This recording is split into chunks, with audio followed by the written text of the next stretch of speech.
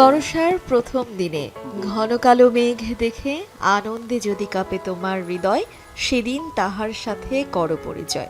বৃষ্টি বন্দনা ভালোবাসে, অথচ আষাঢ়ের পয়লা দিনে এই গান মনে বাজে না। এমন কি কোনো প্রেমিক আছে, অথবা আছে কি কেউ যার মনে পড়ে না রবি ঠাকুরের লেখা এমন দিনে তারে বলা যায়, এমন ঘন ঘর বরিশায়, এমন মেঘস্বরে বাদল ঝরঝরে, তপনহীন ঘন তমসায়।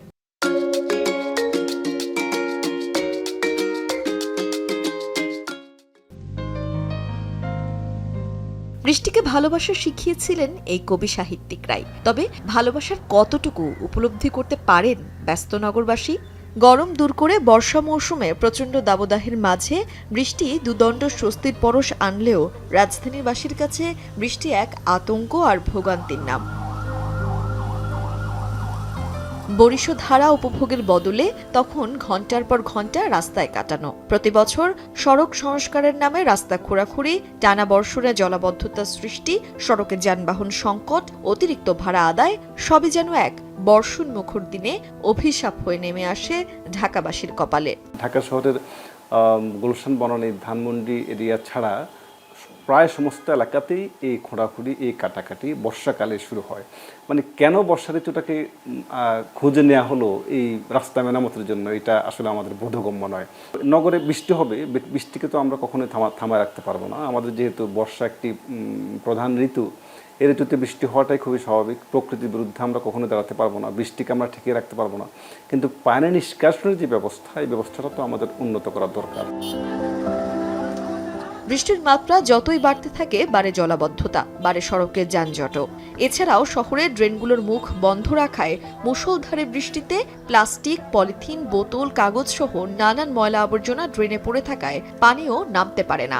ফলে এই ড্রেনেজ ব্যবস্থার দুরবস্থা, ড্রেন পরিষ্কার না রাখা, অপরিকল্পিত নগরায়ন এবং বিভিন্ন প্রকল্প বাস্তবায়নের জন্য লোক দেখানো পরিকল্পনাহীন খোঁড়াখুঁড়ির ফলে নাগরিক দুর্ভোগের অপর নাম এখন বর্ষা হয়ে দাঁড়িয়েছে বলে মনে করছেন নগরবিদরা।